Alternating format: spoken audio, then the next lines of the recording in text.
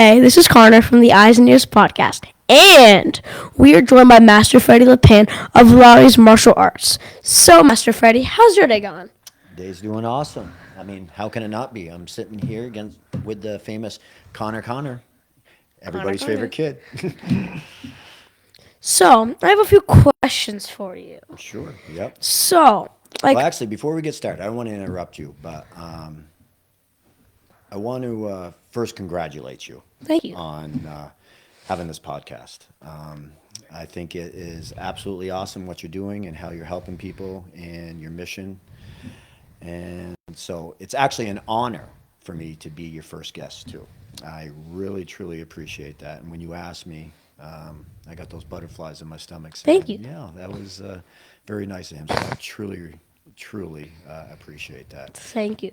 The other person I'd also like to thank, too, is just like any successful endeavor, there's always a crew behind. It's like my martial arts studio. I have a supportive crew that, even though I might be the figurehead of the martial of Villari's in Barre, Vermont, I have a crew that just is outstanding that keeps this place going and it helps me out tremendously. So, with that being said, I really would like to thank your father also. He's behind the scenes, Joseph Smith, because even though you're the figurehead of Connor's Motivation Mornings, but he's in the production part of it. And I know just dealing with kids and parents and things all through the years and stuff, the kids have become successful because they have a good support system behind them. So I'd like to congratulate your father also. So good job.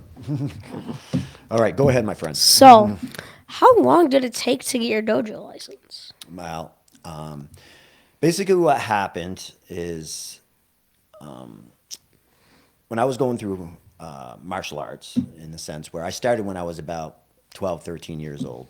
And when I was going, well, if we want to back up a little bit, the reason why I got into the martial arts was because I was always interested in some type of physical activity, and the kicking and the punching and thing like that always amazed me. My mother, though, she never really wanted me to get involved with it. I've always asked when I was a kid, and because I was hyperactive, and which kind of off the wall. And I always asked, there was a local martial arts studio down here in Barrie. It was, I think it was called Karate Jitsu at the point. It was up a sign behind, above Lash Furniture of the people now back then, if they remember those days. But she never did, She was afraid that I was going to hurt somebody or I would misuse it or anything like that because I was kind of off the wall at that point. Um, and nothing malicious per se, but I was just a hyperactive kid, a lot of energy in me. So what's happened here is Villari's Martial Arts actually came into the Barrie area around 83 or so. And my sister actually took martial arts at that point. And there was a whole crew from Washington, Vermont. That's where I was from. There was about 10 or 12 of us, and this is actually before I started. And they all kind of started carpooling down to the karate studio. This one was located on Main Street in Barrie at that point. And then what happened was my sister came back and she was telling my mother how great it was. She think this might be the most perfect thing for me too, because the instructors were great. She saw the atmosphere of the studio, and she says, this might be something that Freddie would actually love to get involved with to help calm him down a little bit. So my mother agreed if my sister would bring me, and we started coming down there into the Villaris in Barrie. And then at that point, it was I remember my first class, and then from that point, I never stopped. I've been in the martial arts over 40 years from that point, and it's kind of interesting because I was what they refer to as a dojo rat. So I was always there, always there. Even during the summers, I would go down to my grandmother's. They lived in the Barrie area, so even I would go sit on the steps before the doors were open and stuff. The instructors would come up, unlock the doors. There I was, ready for class. So it was a running joke that if I wasn't there, there wasn't a class. So it was pretty interesting. So with that being said, Of course, I was interested in the martial arts. I did it all through high school and stuff, and it came to a point where I made a decision in my life. Once I graduated, what was I going to do? There was two avenues. I was either maybe going to go to Champlain College and study criminal justice, and then maybe become a police officer. That was in my head. And at this point, I was like 19, 20 years old.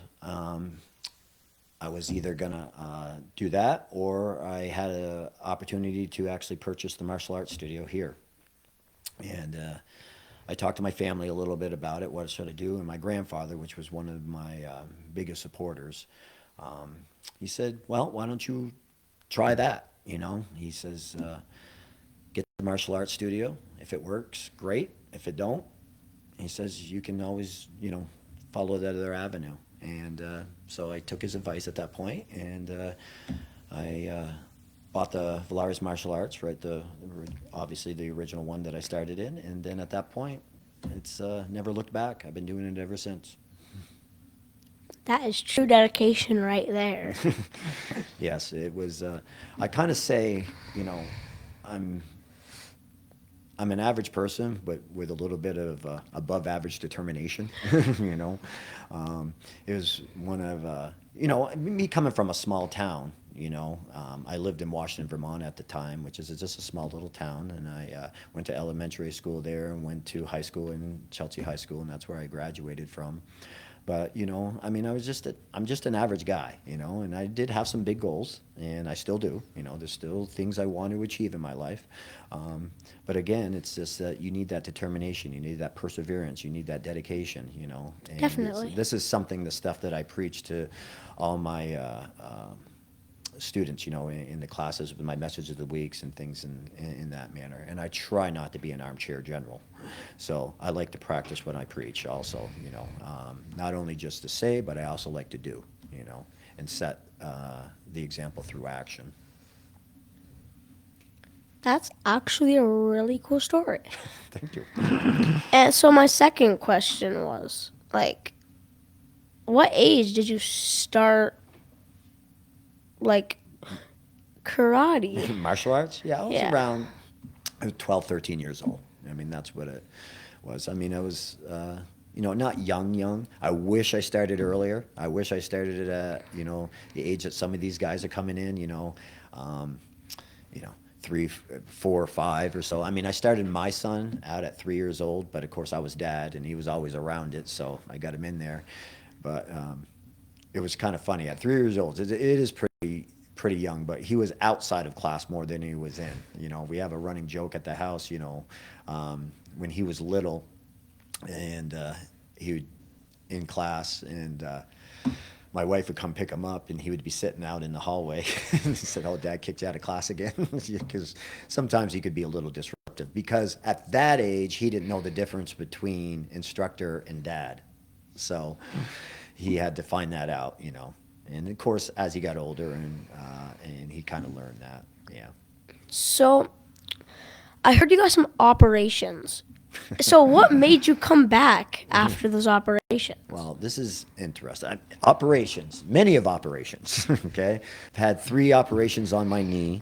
I have a torn ACL in there that's never got fixed. Since I've 2 bicep tears, both of them got fixed. 2 hip replacements on each side. One of them's been done twice already. Broke my neck. Had to get that fixed also. And then other, you know, little injuries here and there, and that type of stuff. But when you say come back, you mean come back into the sport karate world, Yeah. or teaching? Okay.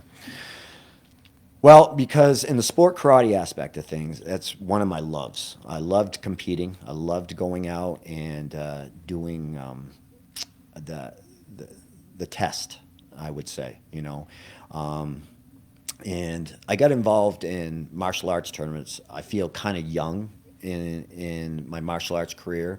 I was only involved for a few months at first, and then there was a tournaments started happening. Villari's had tournaments like every 3, 4 months. A lot of them were like in Massachusetts, and things in that particular manner.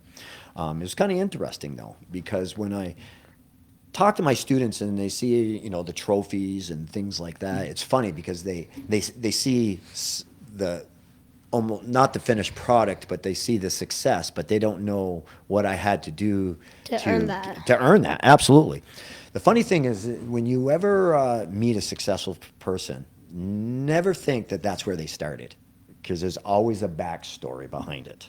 Okay, there's usually some trials and some challenges and things like that they had to overcome. And it's funny, seems like the most adversity that a person has, the most challenge that a person has, the more successful they are. I mean, there's a lot of people out with some great stories that are successful, and we automatically assume they were like that.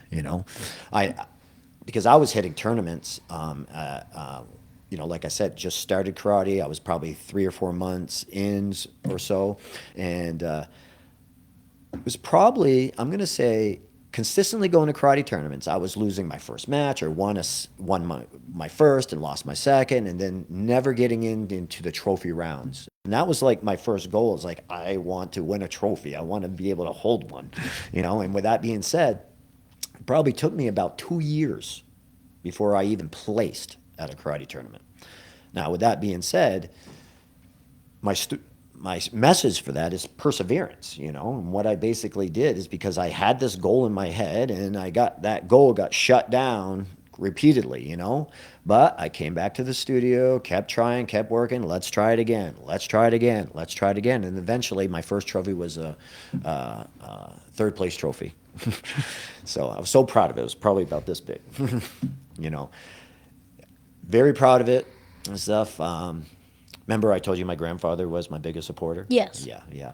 So I never forget this day. I was actually coming back from a karate tournament and over the weekend, and I always went and showed my grandfather my trophies. He would always was impressed with that. But then I found out he passed away. And so, of course, he didn't get to see those trophies at that time. But what I did when I buried him, I took my first trophy I ever had and I put it in his casket. So it's emotional, but I think about it a lot. But he's probably one of the reasons why I keep driving. I always want him proud of me. So it's good. And I've been going to Villari's for about a year now. In every single class, I always hear you say that almost every single class, at the end of it, you always say you never walked into karate and just got your black belt handed to you. You had to work for it for probably more than 5 years. It took me 4 years. It took me 4 years to get my black belt. But, of dedication too. No doubt. As you know, in class, you hear me, everything is earned. Everything. Okay? Rewards are earned. Consequences are earned. Okay? So in class, the way I like to run my classes and stuff is, when you come in, you have to learn material, things in that particular manner. You got to earn your stripes to prove that you have that skill and knowledge. Agreed? Those are earned, right? And there's times that sometimes you don't get them, right? And so there's a lesson learned at that point. If I didn't put enough work into it, something's not quite right, I got to make this little adjustment or so on and so forth, you get back and there's a lesson within that, you may be not getting that stripe for that material. But with that being said, the perseverance I talked about earlier, you go back and then you put that little extra work in and then you get the stripe. Now with that being said, that should give you some confidence. All right? So when you start working hard and keeping little promises to yourself, you start relying on yourself a little bit more, and it starts giving you a little bit more confidence. And you say, okay, well, that little thing will lead to a bigger thing. Now think about you always keeping these little promises to yourself over weeks to months to years, and then over time, that's where you start building that self-confidence up, in the sense where, Connor, when you go, I want to accomplish this, and you set it, and now you take the action to do it. It's not, I don't know if I can. No. You've already have in your emotional bank account all these little victories you've had to yourself because you've kept these promises. You have that confidence. When there's a challenge in front of you, say, you know what? This is hard, but I will figure this out. I have the dedication, I have the perseverance, I have the desire, I will figure this out. And then that's when you approach any type of challenge in your life. So with that being said, if you understand that in class, the way I teach, you're always going to be earning in class those little stripes, but they lead to the bigger goal, which is a belt, Yeah. right? And then you get enough belts, what's going to happen eventually? What are you going to get around your waist? A black belt. There you go. And then the story doesn't end there, right? Because a lot of people almost think about, oh, the black belt, I achieved that. Okay, now the martial arts is done. No, It's not. not at It's all. never. Exactly. Martial arts is a journey, not a destination. And I cannot express, when you truly understand this, what the martial arts has done to me and done to a lot of people that have really made it their life, is it's more the self perfection, in the sense where, in all aspects of your life, not just, a kicking or a punch, but when you start learning the different things, the respect, the discipline, the control, the effort, and you start applying those to other aspects of your life. And just like I said before, the goal setting and how to approach a goal or something in that particular manner, you start apply those other parts of your life. Then with that being said, this is, there's nothing that's going to stop you. Yeah. So, like, why do you teach kids? Like, what inspired you to, like, kind of, I don't know how to word this. What inspired you to come in here and teach kids? Okay. Think about it this way. Remember when I talk about messages of the week, when I said about making the best version of Yes. yourself? Okay. And I think I did one the other day when I talked about your gift, right? And how each person is a little bit unique, right? And not everybody knows what their gift is, right?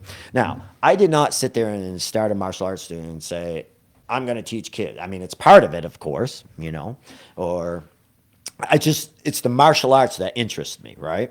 So with that being said, over the years, when we talk about discovering your gift, and everybody has it, all right? And let me just backtrack just a little bit. When we talk about someone's gift, what I usually feel when I talk about that, I mean, people are like, well, what is my gift? I don't know. I don't have anything to offer anybody. Well, you do. And the first place to look is what comes naturally, all right? I mean, people have these little things that they're interested in, and they're a little bit, it kind of comes easy for them, right? Some people might be science, some people might be math, some people might be working with their hands, some maybe have the gift of gab, some people have just the presence of them that people feel comfortable about, whatever the case may be. But with that being said, once you recognize your gift, that's when you kind of run with it. I did a message of the week when I sit there and say, once you identify your gift, you need to share it with the world, right? And then you help other people help identify their gifts and to discover their greatness. And I feel wholeheartedly about that. Now, with that being said, going back to saying teaching kids, my gift basically, I feel, is the communication and to be able to relate to children. That I relate your gift to kind of like Christmas, when you have a box and it's all wrapped up. Do you know what's in it? No. No, not at all. What are you going to do with it? Unwrap You it. can unwrap it, right? Well, that's basically what it is. Now, you may unwrap it slow. Some people find it out real quick, or some people wrap it slowly, which over time in their life, they go, wow, this is what I'm good at. And even if you unwrap it slow, once you unwrap it, it's gonna eventually come. You're right. And then when I found my gift that I feel I'm relatively good at the martial arts, but I relate to people very well, and I relate to kids well, and I love teaching them. One of my favorite classes to do is the Saturday morning 4 to 5-year-old classes. I look forward to that each week. And Saturday mornings, you come in, those kids are smiling no matter what, and it's funny because everything is awesome to them, which I love that type of attitude where I come in and say, let's do push-ups. Yeah, let's do burpees. burpees, yeah. Cause like, Yeah. they came in ready to do that. They did, but everything is new to them. They're so eager to learn, and that's just the awesomeness of teaching, Yeah. children. Cause if they're eager to learn, like you said, it's slowly gonna come. Yeah, yeah, their skill level is definitely, and again, at that age, we're developing a lot their coordination, we're developing their listening skills. Just standing in line is challenging for them. Just those social skills and stuff, the kind of function in a group, things like that. But I just love teaching these guys. It's awesome. Yeah. So basically, um, what is the hardest part of being a kid today? Well, it's funny because it's different than when I was a kid. Okay, I feel there's way more distractions than there used to be. Yeah. Okay, I just give like martial arts in general. And just teaching kids and seeing what's going on. Now, you guys, I feel you're a little too busy, and I will elaborate on that a little bit. But this is what I see. What happens here is like teaching martial arts. When we were growing up, there was seasons. There was a soccer season, there was a baseball season, and there was Basketball. basketball season, so on and so forth. And you did your sport, and then the season was done, and then you went to the next sport if there was, and so on and so forth. But nowadays, I mean, it's just, you can play a sport year round. I mean, you can, between camps and pickup leagues and so on and so forth. Okay, which is not necessarily a bad thing, but that happens where, sometimes you got, kid going from basketball to soccer to this or to that, and then they come out, but then they're coming to karate, and then they're going off. I mean, this is going to sound funny, but it's almost like they're not bored anymore. Now, I feel sometimes boredom is a good thing because what does it make you do? It makes you like sit there and like you sit there And do and like what? use your mind. Thank you. You use your mind. What happens nowadays because of technology and think about it, kids nowadays, they get bored. What do? They pick up a video game. Now they're not bored anymore. See Yeah. what I'm saying? Or they pick up their phone and they start scrolling or doing whatever they may Watching be. YouTube. Yeah, watching YouTube, whatever. But what did they stop using? Their mind. Their brain. Because then See what they're I'm so saying? focused on that one thing. That's it. So in my eyes, when you sit there and say, let them be bored a little bit because now they're going to have to start being a little creative in their brain, Like go and then play. they say, okay, well, how am I going to stop being bored? Maybe I will play with this, or maybe I do that. Maybe I come up with a new idea, So this is where self-reflection comes in a lot of times. And then if we have all these distractions in our world, we don't self-reflect. I mean, here's a question to you. Do you ever think about what you really think about? No. Really. I mean, you sit back and think about what you're thinking, and you might sit there, well, I haven't really been thinking about much because I'm just so busy all the time, see?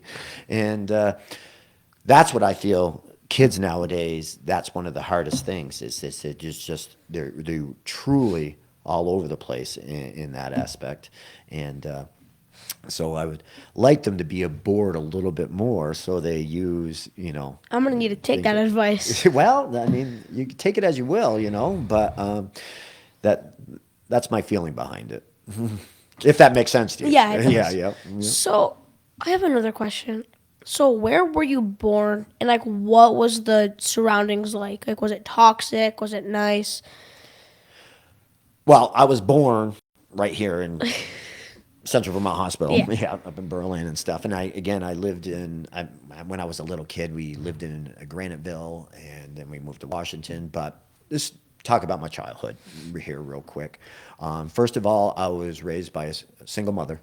Okay, parents got divorced at a young age. Dad really wasn't in the picture that much, per se. So we lived in a small apartment in Washington above a store in Washington. So it's didn't grow up with a lot, in that sense. But in my eyes, my mother's a saint. She did what she could to do everything she could for her kids, and she still does. Absolutely. I mean, so when we were growing up, there's a lot of things that we couldn't afford and stuff like that. So she would either do something, make some arrangements or anything, things like that, just to have what we needed. We didn't have a lot of extras, but she would sacrifice for her kids. That's exactly what she would do. So she would go without so we could have, and I've never forgotten that. That's So. a good thing. Yeah, of course it is. It's the same thing what your dad's doing for you now. You know what I'm saying? It depends on, but it also depends on how you look at it. Because if she's spending all of her money on a kid, it's good, but it's only good for one person. Well, she wasn't. Let me backtrack. She wasn't spending all her money on a kid. Okay. Okay. So when I said there's bills were paid or so on and so forth, but there was enough left over. So with that being said, if there was something left over, instead of treating herself, You treat. she would treat one of the children. See what I'm saying? Yeah. And with that being said, she's just put herself before us, and she still does. I mean, and that's and I love her. I love her for it. She would do anything for us. So, yeah. So yeah. So when we say growing up, I wasn't growing up with any type of lavish lifestyle or anything like that. I mean, I remember the days when my mom would laugh if she ever listens to this, but I would always be taking the bottles from the porch and just go up for gas money. When I was a teenager. So it's funny though. Gas prices were a lot lower back then. Though. Yeah. Like, it wasn't the sense. That reminds me of my dad, because a lot of times my dad is like, okay, because even though I ask for something and he doesn't have a lot of money to buy that, he's like, okay, because he puts me before him, Exactly. and it's good, but he doesn't spoil me like a lot. That's good. I'm going to tell you right now, and this is what I feel that shouldn't be happening, which I didn't do it with my kid and stuff. I don't want to deprive them of your hardship. I don't want to. This is what I never did to my son. I never deprived him of hardship. And you say, what do you mean by that? Well, okay, say something. What? Like you want to make sure that they still know that they have to work for what they want. Thank you. Okay, remember, I always talked about something earning, right? So if I just gave my son everything, okay, how is he supposed to navigate through challenges? He wouldn't. He wouldn't be able to. He would grow up to think Yeah, everything is just right. given to him. That's right. See, I want my children, and I express this to my students, to grow up with ambition. All right? And you say, what is ambition? Think about ambition as this. You have your circumstances, and you have what you expect. And there's a line in between that. Would you agree? Mm. Okay. To be able to get from your circumstances to what you want, what you expect, that takes ambition. It takes work. It takes effort. And the opposite is entitlement. Say you have your circumstances, and then you have what you expect. And in entitlement, you expect other people to do that for you. See what I'm saying? Yeah. And that's not necessarily the way the world works, right? So at least when I sit there and say, when I'm depriving my son of from hardships, I let him make mistakes, and I let him try to correct those mistakes. I'm always there. I catch him, but he could tell you some stories. We sit there, as he was growing up, where I say, okay, this is my advice, but you don't have to take it, and that's it. And he didn't. And sometimes he learned his lessons, and sometimes he proved me wrong, which is fine, That's literally my dad. That's awesome, yeah. But you know what? That's what it is. And it's even when, my daughter, it's funny because, my kids have two different personalities, but my daughter and I sometimes butt heads. But I never, and she can contest to this, sometimes, when we get in disagreements and at the heat of the moment, I might have, let's say I grounded her or something in that particular moment. And then I might have grounded her for a longer part of the time, because I was upset at that time. I might have grounded her, for a longer time than I should have, right? But if I sit back and do that self-reflection that I sit there and talked about, I'd go up and apologize. I'd say, listen, this, and this. I apologize for, for grounding you for this amount of time or so on and so forth. I am going to take it back because of this reason or so on and so forth. Now it's only for this amount because I feel it was a little too harsh. See what I'm saying? I have no problem to be able to doing that. Because my dad.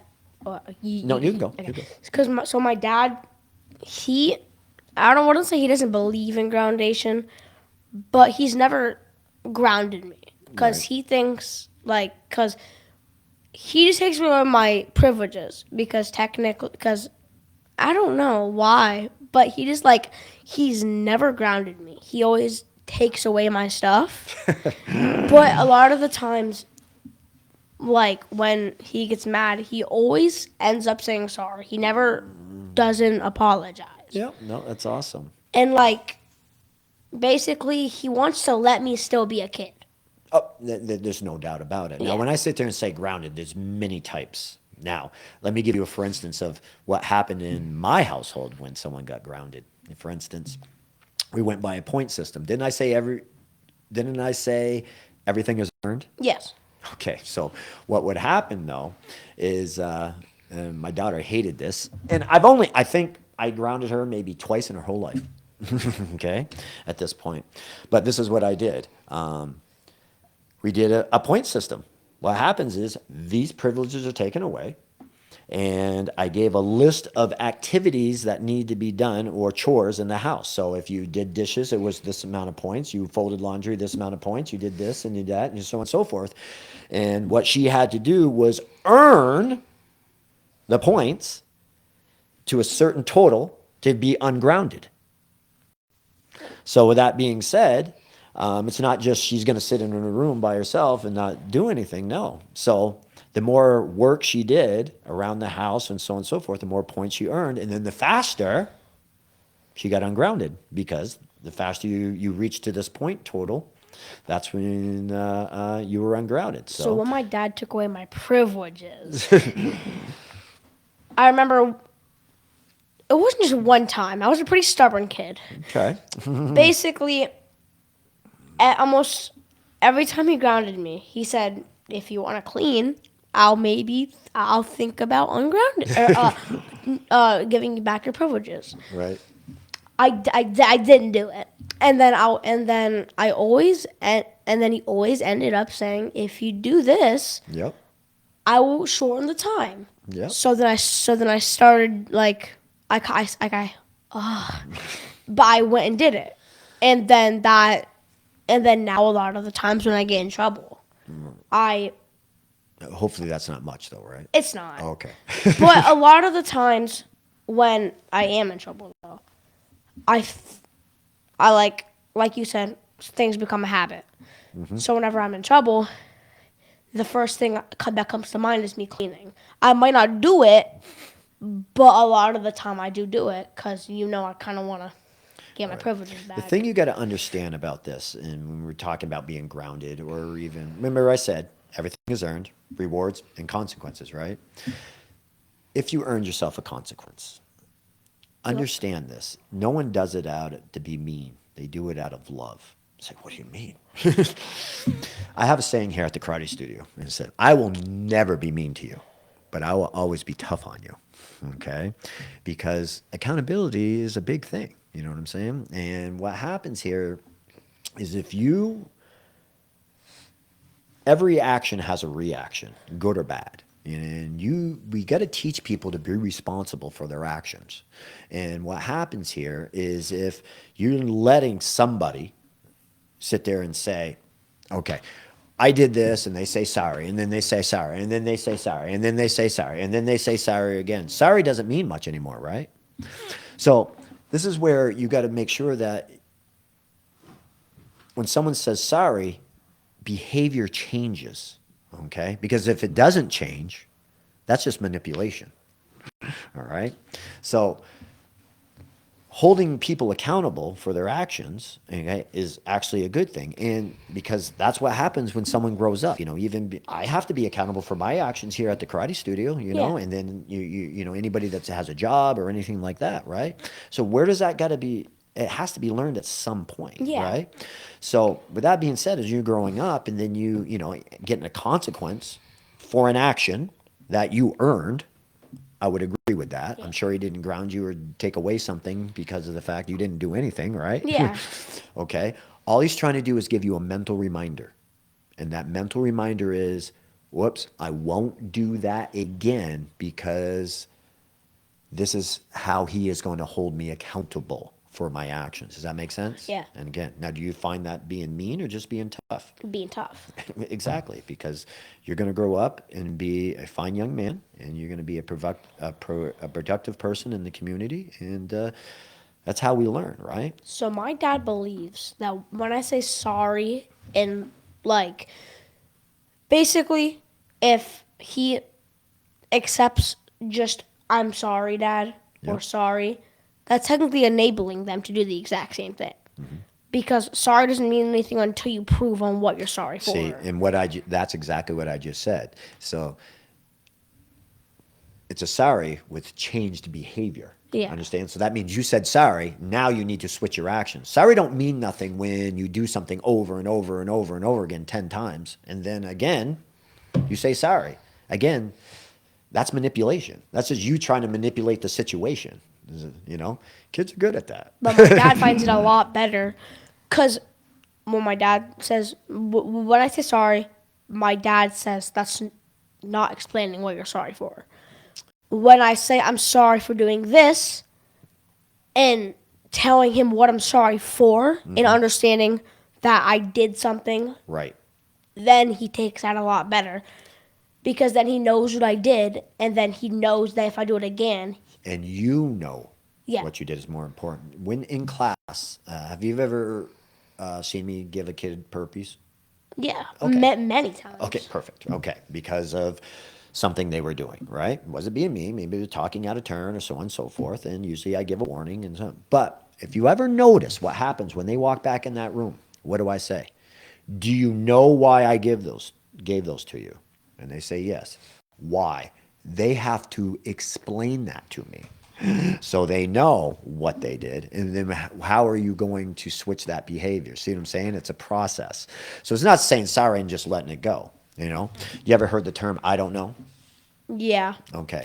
It's a knee jerk reaction. Everybody says, I don't know a lot of times. But what happens, especially when someone sits there and says, why did you do that? Or what's going on here? Or, you know, and that's especially when it comes into a consequence type of situation. They go, I don't know. Well, It's I never because let my child be able to get away with that. I give you a funny story right off the bat. I never forget this. Came home one time and Frederick was, his homework wasn't done. And I said, why isn't your homework done? He said, I don't know. I said, okay, no problem. So I sat him right in that chair. And I said, well, once you remember why that homework is done, we will sit right there. Okay? It could have been 5 minutes. It could have been 10 minutes. It could have been 15 minutes. I don't know. I don't accept I don't know as an answer because you do know. It's just it's an scapegoat. Probably 5 minutes sat around. He goes, Dad. I said, what? He says, because when I came home, I did my video games instead of my homework. See? You did know why the homework was done. He prioritized something different. Does that make sense? a lot All of right? people are scared to not admit what they did because they think it'd get them in more trouble. When if you admit what you did, it'd get you out of a lot of the trouble. Then I don't know. Right. And then you are held accountable. Accountable, yeah. Right. Oh, absolutely. Instead of making up a bunch of other type of excuses that you're just avoiding your accountability. See what Yeah. I'm saying? You know? And if you avoid your accountability, you're never gonna grow up to tell the truth. You're just gonna lie. And I wouldn't say you're gonna lie all the time, but if you grow up not knowing what accountability is, then you're just gonna grow up and like it's gonna become a habit Oh, you're absolutely just right. to say I don't know or what did I do or like And this is the thing about when we talk about accountability. A lot of people make up excuses, and basically excuses, you know, they all it is. What an excuse is you're just trying to cover up a wounded ego, yeah okay? Because when you don't make an excuse, what you're trying to do is you're trying to pull the blame off from you, See what I'm saying? And if you have to blame yourself for something, see what I'm saying? Because you did, maybe you did it. It's tough on your ego to admit stuff. You know what I'm saying? You know, it's very tough. You know, so that's what.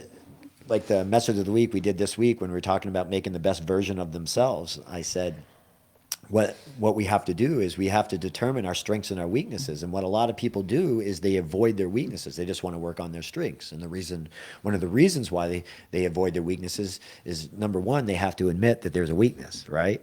And a lot of people don't like doing that. And then, number two, it comes to the strength aspect of things. Now, some people might admit, yeah, I'm not good at this or whatever, or I have this character trait that's a little bit of a flaw. I'm not as respectful as I should be, or I don't have as much discipline, so on and so forth. Now, though, it takes strength in order to overcome that. Yeah. Okay. And I'm not talking about muscle strength. I'm talking about mind strength. That's right. You know, when it comes to that, you know, being mentally tougher, it doesn't come from your muscles. It comes from your soul. You know, I've seen a lot of tough people, and they're not necessarily the strongest person physically, but whew, I'm going to tell you right now, you know, they're mentally tough. You know, and I admire that trait. So, this is a good question, and it Yep. may be a little bit confusing. So, Yep. so take your time if you have to. But how do you help bullied kids? If bullied kids come into your dojo, how do you help them? Okay, bullied kids. Interesting question. There's so many different forms of bullying. You have it on a mental side of it. You also have it on a Physical. physical side of it. Absolutely. This is going to be a long-winded answer. Excuse me. But it's a two-prong approach. All right. So you want to talk about the bully first, or do you want to talk about the bullied kids? Anyone you want. Okay. You pick. Bullied kids. Bully kids. Okay. First of all, you got to work on them in the sense of them having the confidence of not allowing it to be bullied. Okay. So that you say, what do you mean? Okay. I feel that people should have a three-pronged approach to themselves. Your first, self-love, self-worth, self-respect. Okay? Let's say, and if I'm going to hit these three, let me talk about self-love first. Who's the person you hang around with the most? My parents or my friends. Not true. Myself. Thank you. All right. You hang around yourself. So with that being said, is you need to first like who you are. That is the utmost first thing you need to be able to do. You got to sit there and say, I'm a good person.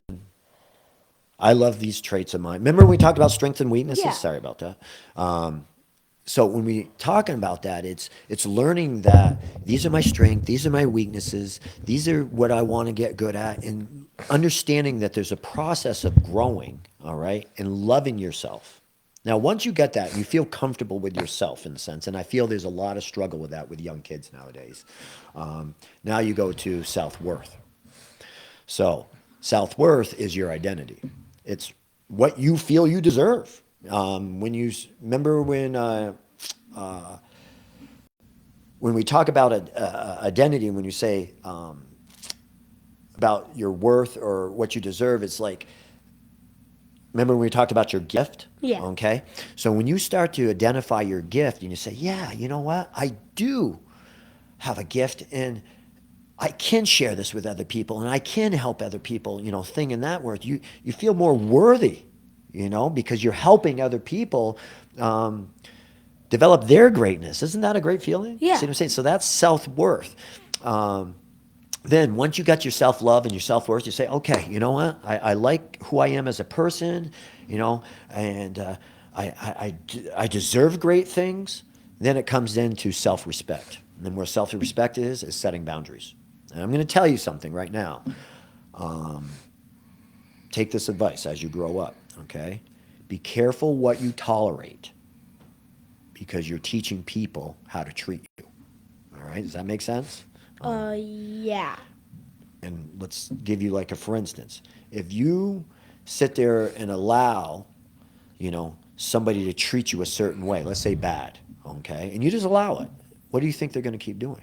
Treating you bad. Exactly. So you're not setting a boundary, okay? And to yourself, that's a little lack of self-respect. When you set a Yeah. boundary, you sit there and say, it's a certain standard that you hold, okay? If they go too far, you say they go Of course too it far. is. You speak up. That's what it comes down to. And ultimately, this has to do, you personally. But when you set that boundary and someone oversteps that boundary, that's when you say, no, I will not be treated that way, or I will not be talked to that way, instead of letting it actually, them just kind of get battered. See what I'm saying? Once somebody gets to that self-respect aspect, then I feel it's like the bullying will be diminished a little bit, because then they found their voice. All right. Does that make sense to you? Yeah, because Okay. it's confusing. Because if you ignore them, they're gonna keep on doing it, and eventually they'll stop. But if you don't ignore them, then they know how to trigger your buttons. Well, you got to understand there's different ways to react to that. Silence is powerful. Okay, I just want to let you know that. Okay, so I'm not saying that you always got to say something, but I'm saying ignoring is actually a good thing, in Yeah. a sense. And because what happens here is, once you've learned your self-worth, your self-love, your self-respect, and you're comfortable with yourself, you don't have to worry about any more Yeah, external you're validation. unstoppable. Well, when we say, this is what a lot of people do. They they base their own, let's say, their own personality or their worth based upon everybody else's opinion. Okay? So basically, your character is developed because of everybody's opinion, all right? Not your own. That's the one that sits there and counts. So say a bully comes up to you, and you're this and you're that, blah, blah, blah, and then say you choose to ignore them, all right? Let that bounce off you. Because again, if you have what I told you before, the self-love, the self-worth, and, the self-respect, then that doesn't bother. You know what? Your opinion does not matter to me. Okay, and that's the sense of confidence. They have this definition of a confidence that I actually love. Is confidence is not walking into a room and hoping everybody loves you. It's walking into a room knowing if they don't, They you still don't. be okay. Yeah. No, you still will be okay, because do you know you're a good person? Yeah. Okay, you a good kid? Do you lie, I mean, cheat, and I steal? think so. All right. Do you lie, cheat, and steal? No. Do you care for others? Yeah. Okay, and you know this, right? All right. You try your best, and we all have these little flaws, and things happen here and there. But the point being is, knowing you're a good person, and then you come across somebody that is not as respectful of you, don't that reflect on you, okay? Because that external type of energy should not be disrupting your internal energy. And I'm gonna go back to the bullying for a Sure. second. Yep. What I don't like that a lot of people do, and I'm not saying I don't like the people that do these. I'm saying a lot of bullies, when they bully people, the people that the bullies bully, they change their entire personality, looks, basically everything, just to make people like them. You mean the kid getting bullied? Yeah, like so, like because if the bully, like bullies the kid for not being popular, let's say, Yeah. which Yep. that's a bad thing to be bullied for. Of course it is. If I do, the thing I do not like is how people take that, and I'm saying I take that, but people change their personality, their looks, just over that one thing. Yes. And they shouldn't be doing that because they should know that their self is the best version. I agree. And again, they're looking for that external validation. All right, and that's what we got to. So when you ask me, how do I help kids? See, I try to get them the internal validation. I want them to love themselves, and then they get that self-worth, and then they get that self-respect. See what I'm saying? It's a process. Now, does this happen overnight? No. No. Okay. The longer you're with me, this is what's going to be happening, in my martial arts studio, Yeah. so when we talk about the bullies though, and this is the interesting part about bullies, because, there's different types and there's different levels of bullies and stuff like that. But, you do got to understand the bully side of it. It's just like martial arts in the sense where, if, not only do you, when you're learning a self-defense technique, you want to learn what the person is doing, but you got to also be able to learn how to counter what they're Yeah. doing, right? So you got to understand what your opponent is thinking. Okay, why do bullies bully? I mean, It's because there's three, maybe, no, there's four, I think. I could be wrong. There might be three or four that I'm thinking of that why bullies bully. Because of what's happening at home. yep, That's one reason. The second reason is they're jealous, and I'm not saying all bullies are jealous. sure, yep, And then the third reason is they just pick on them to look cool in front of other people. not bad. And then the fourth one is they bully them because they because they've never been taught to always to be nice. Because like the sorries, if they say sorry and the parents enable that, they're gonna keep on doing that. That's their way out of getting in trouble. No, yep, yep.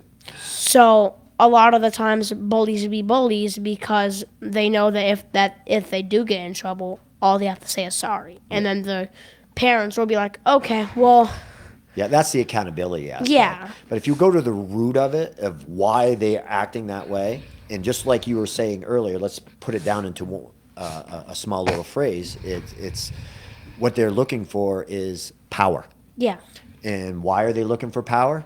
A lot of the reasons is because they lack power somewhere else. So they're looking to say, okay, I feel vulnerable in certain situations. So they're trying to find some type of power to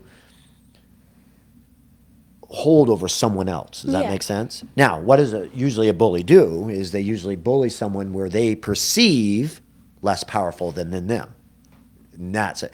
Now, again, I said perceive, right? Because that isn't the case sometimes where you may perceive that somebody is less powerful and you go up and bully and you find out that that person is, either mentally or physically stronger than you, and they find out real quick, okay, in that aspect.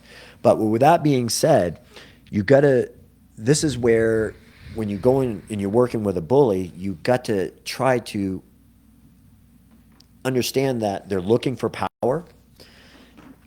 And in my brain, I've tried to get them to saying it's better to protect than to put down. yeah, So, for instance, when somebody, I come up and I say, anybody that I feel like needs help, that maybe is weaker than me or anything like that, it's my job to protect them as a person, okay, as a human being, not to put them down, not to hurt them, to be able to do that, okay? See what I'm saying? And so, with that being said, I'm more in protection mode. Me being as a man, that's something that I feel that needs to happen. When I serve other people, I want to protect you. Okay. I don't think sometimes a bully has that. But if you can switch their brain and sit there and say protection mode instead of put down mode, they're still going to get the power that they're looking for, but it's more in being a different way. In a different way. See, it's me being friends with you and we protect each other. See what I'm saying? In that sense, maybe from other bullies, but the point being is it's a power perception, and you want to try to switch that around. Instead of put down, it's more of a protection aspect. Because there's not just two powers. There's many powers. But the main powers is what you just said, protection. Because if you're not going to protect someone, then I don't know how to say that. If you're not going to protect someone, then I don't know how to put this into words. Well, it's okay. I mean, you can understand it in your brain, and then you can articulate it a little bit, later, and let it digest a little bit, because we're having a good conversation, and I want you to go home and actually think about some of the things that we've talked about. Yeah.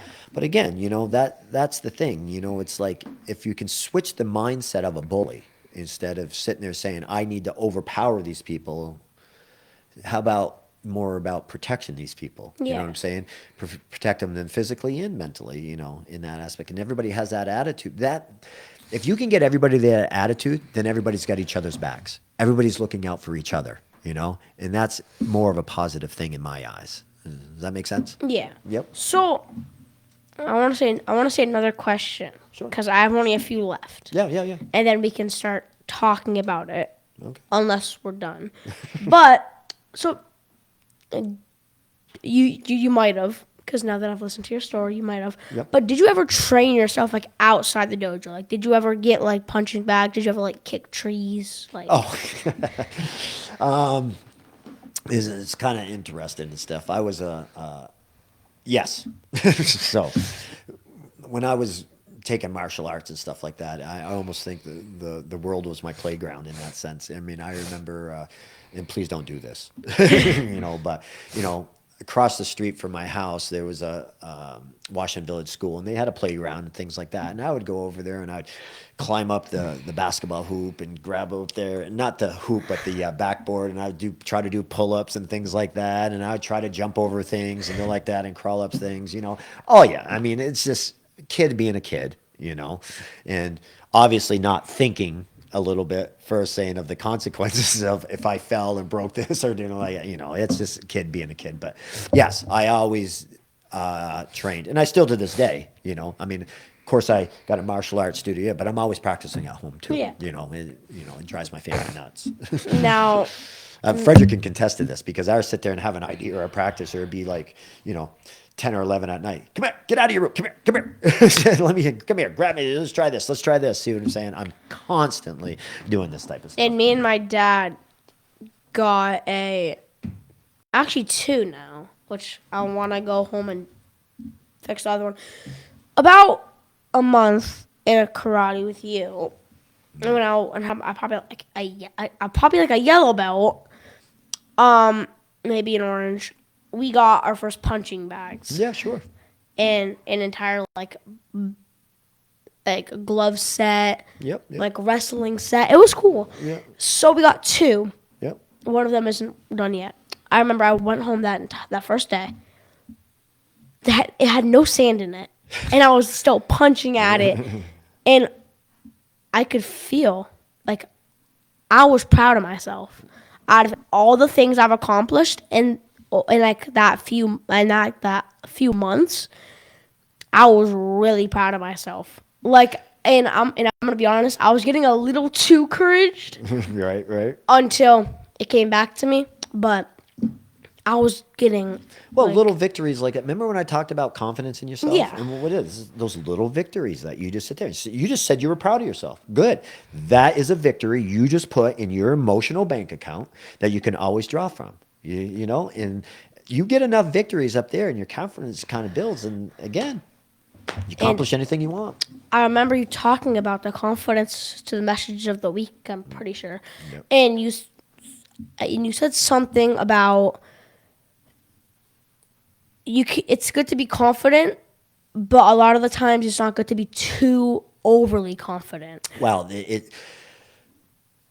you can be confident, and then you cross the line when you start to become arrogant. Yeah.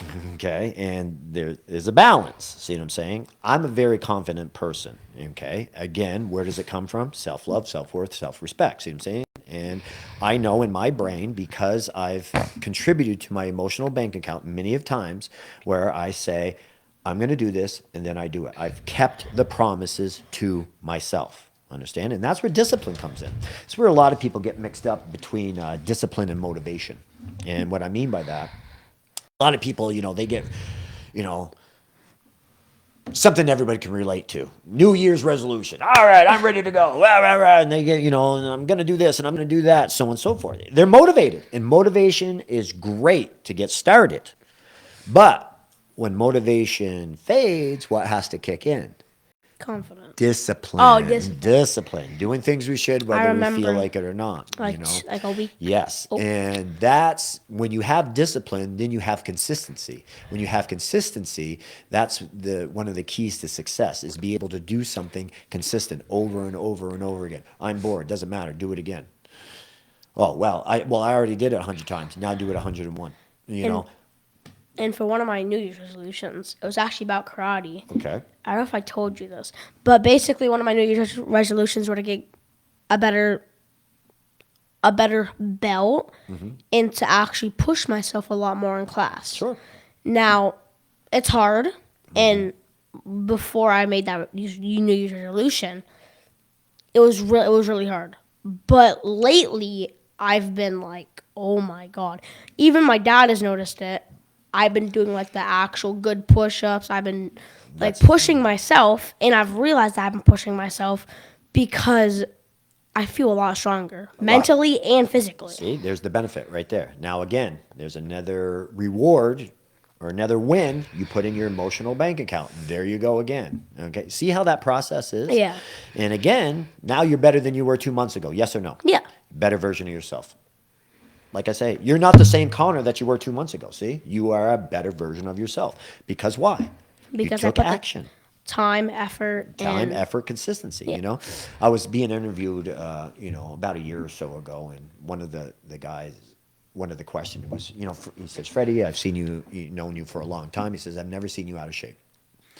He says, you've had all these injuries and this and that. How can you stay like that?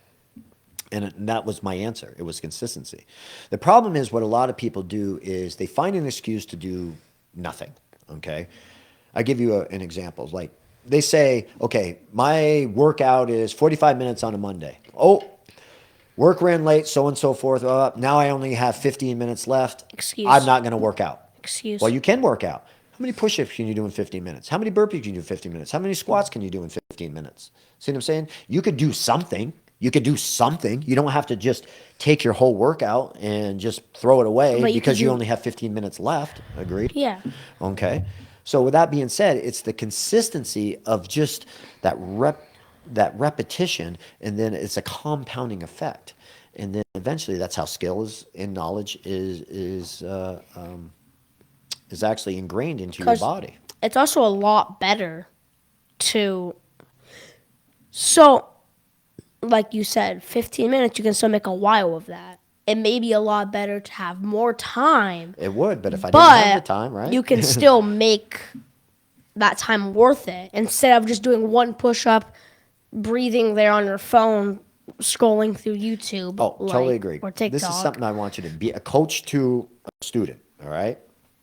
And you'll see this even in class. You got some students that count the hours, like when is class done? And then you have other students that make those hours count because they say, okay, I'm here for this amount of time. I'm going to make sure that I get the maximum amount of benefit out of this. Okay. See what I'm saying? Yeah. Instead of someone looking at the clock, they're sitting there saying, I don't care what the clock says. I'm going to make sure that I am going to do the best I can within this short amount of time. Which person do you think is going to walk out of that room more successful? The one that wasn't looking at the clock. Exactly. And like you say, you could still, because every time you go in and leave the dojo, you're better than before. You should be. You should be. You should be, but if you didn't put the time and effort in, then are you? Well, and that's what I've always say. When we talk to class, I'm going to say, I want you walking out of this room better than you walked in. I can give you the blueprint. I can sit there and try to motivate you, inspire you, but who's the person putting in the work? You. You are. Simple as that. It comes down. I can't do everything for you. I can help you, but it's very hard to help people that don't help themselves. I mean, it's very hard. You can try, but there's got to be a certain point where you're going to have to be able to step up. And remember when we talked about ambition, right? You're going to have to step up, put some ambition into it, and not expect everybody else to do things for you. Does that make sense? Because there's going to be more than, I don't even know how much times in life there's going to be a no. Because if you ask for something and you see a no, you shouldn't cry or beg. You should take that in your mind, think, how can I earn that? How can I actually, with your belts, you're telling me that it's better to know that you earned them than just to be given one. Right. You don't learn anything from necessarily. I mean, there's things in our life that are given again, but again, you appreciate things more when you earn them, and the more adversity you have that it take to actually get that thing, that's when it's more closer to your heart. It's like when I won the Wacko World Championship. It took me 15 years to get this. And what the Wacko World Championship is, the Wacko organization is in the sport karate world, is that's like it's like the Olympics in sport karate. And one of my goals was when I was competing, was to be able to win one of them. Now, I won world championship in other organizations as well, but basically what happened is when I was going through those different organizations and different represented the United States and other organizations, that was the one that was always behind, that Yeah. was I was always striving for. And so first year I tried out for it in 99, I went to Italy. We ended up not I lost my first match in overtime. I was like, it was devastating. Then I made the team again in 2001, but that's when 9/11 happened and we ended up not going. And then after that, my hips went bad. So I had this big hiatus for him. And then in my brain, I was like, man, how am I ever going to achieve this goal? And then I had hip surgeries, got my hips replaced in that manner. And then I had to redo myself. I had to develop myself, get back into the grind and then I made the team again and went to Ireland. And I ended up getting a bronze at that point, which was good. But with that being said, though, it wasn't the gold that I was looking for, Yeah. So I went back, put my nose to the grindstone, figure out what I was good at, figure out what I wasn't, improved myself, then went back, made the team again, and then that's when my goal actually, manifested, Yeah. and I was able to win the Waco Gold in 2015. And again, like I said, it was that goal didn't just happen right off. I had a lot of perseverance through those 15 years, 15 years, 15 yeah. years to make that goal finally happen. So I have two more questions Sure. until we're done. So, okay, so this is like a quick question, but how much Villari martial arts are there? How many studios are there's probably Yeah. about I'm gonna say about 100 studios. Oh. Yeah, they're all over, the United States and some in Canada. Yep. Yep. So, and then the last one is what separates the good from the great in both life and sports? Oh, the good and the great. Interesting question. This is the way I usually explain it. Do you want to be average, good, or great? Great. Okay. So, as you start getting more into the elite type of think about people that are great. Let's just take some sports. So you know Michael Jordan or Yeah. LeBron James or something Kobe. in basketball. You go Kobe, yeah, in whatever sport you want. What happens is as you start getting in more of to the elite sports, when these people become great at something, you get a thinner line of the margin of skill. Okay, does that make sense to you? Kind of. Okay, so what happens is they're both very good, right? But what makes one just a little bit better than the other? Just a tad. You know, that's the question. What makes this person from going good to great? Okay, well, they do have a saying, okay? Good is the enemy of great. You know why? Yeah. Why? Because when you're good at something, like, no.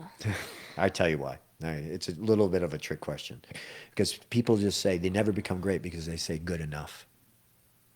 They say, oh, that's good enough. It's good enough. Okay, I just worked out. I did 10 push-ups. Good enough. Why didn't you do 20? Half of the time when you say good Oh, enough, it's good enough. It's good enough. How are you supposed to be great if you're always just saying good enough? can.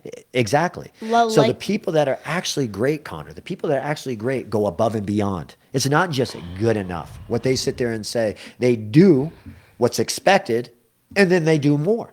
That's what makes you great. Okay? Does that make sense? like we've been talking about, great enough is another, or good enough is another excuse out of it. You nailed it right on that one. Right. Good enough is an excuse. Now, people say they want to be good at something or say great at something.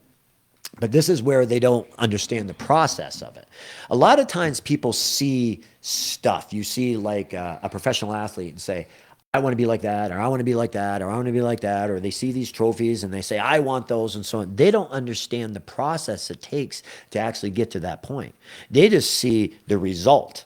They don't understand what's going on behind there. All right. And you got to fall in love with the process and then actually don't worry about the outcome. Okay. When you fall in love with the process, then it's a personal journey you're going to have with yourself of this personal perfection of be able to figure out what you did and how to improve yourself constantly. Okay. And then when you're not worrying about the outcome so much, you're getting better. Like we always say, the better version, you're getting better, you're getting better, you're getting better yourself. And then eventually all the cards will fall Yeah. into place. And then you will, someday you're open and say, wow, you know what? I just accomplished this. Okay. But it's the journey that brought you, not Yeah. just this one thing, you know. You hear me, I've talked to your dad about this a little bit. I'm going to say, I do a lot of work in the dark. Okay. And what happens is a lot of people don't know what I do, in a sense, what my workouts are and where I go to train and all that type of stuff. They don't, because I keep this stuff to myself.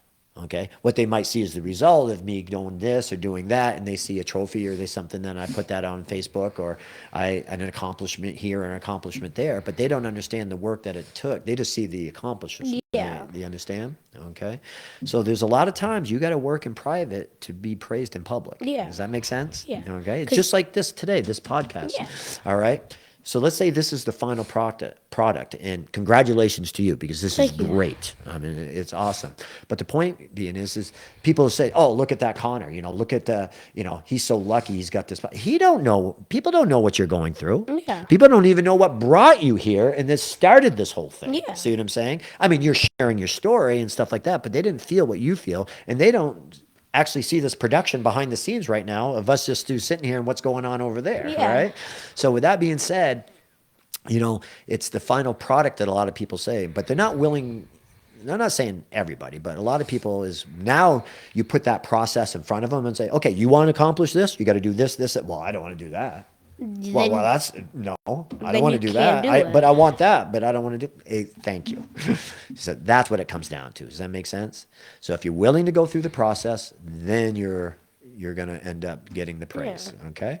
Cause my goal been up for a while was to get one of these, like just like not one of these, No, but no. like to get like a trophy. You can't get one of these. I mean, it all depends on where your priorities lay and how you train and what you want to do. You know what I'm saying? I mean, if you want to get into a tournament or something like that and give it a try, we can do that. But you got to specifically train for it. You see what I'm saying? Starting martial arts. Yeah. So if you say, you know, Freddie, this is my goal. And I'm going to say, okay, well, this is what needs to be done. These are the steps right here. Okay. I've done it. I can guide you, you know, and I can't show you a shortcut. I can only show you the process, you know. Does that make sense? And my goal walking in here, and I'm sorry to cut you off. No, that's cool. But my goal walking in here was to get a trophy, and I've learned it's a lot harder than it looks. Because if you look at fight videos, a lot of the times you'd see like, oh, that took them like a day.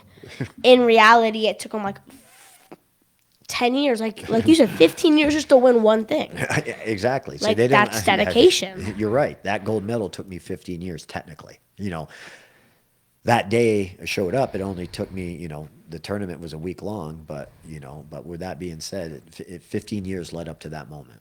Yeah, definitely. And I bet that moment felt really good. It was a 10,000 pound weight that I didn't realize that was sitting on my body, just released. It was just like I just years of stress just went, because this is the thing about what I did is when martial arts is just like anything else. You know, you got your lovers and your haters. Okay, and so I would do good in this organization. They say, yeah, well, you know what? You may have did good in that organization, but this organization's better. So I'd go to that organization and then win a title there. And they say, well, yeah, well, you did it, but you got to go in this organization. So to actually break out of that, I went to all the major organizations that Sport Karate had at that point and won world championships in each one. So no one can sit there and say, you know what? well, you did that, but not that. See what I'm saying? And that was basically my goal.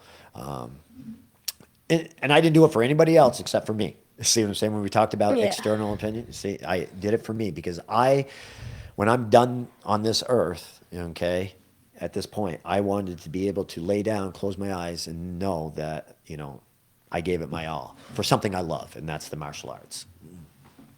So, thank you for sharing. Wait, are you done? Okay. Okay. The Thank question you. is, are you done? Yes. Yeah. Thank you, Master Freddie, for sharing your story. Thank you. Now, Yeah. if you guys are struggling with bullying or addiction issues, check out Freddie and Villari's martial arts right here in Barre. So, next week, we have the racing mailman, Patrick Tidbits, on our podcast. So, thank you guys for tuning into this podcast. And if you have anything to say. Well, I just want to thank you. I want to thank your father, and I want to give you strength and honor. Thank you. All right.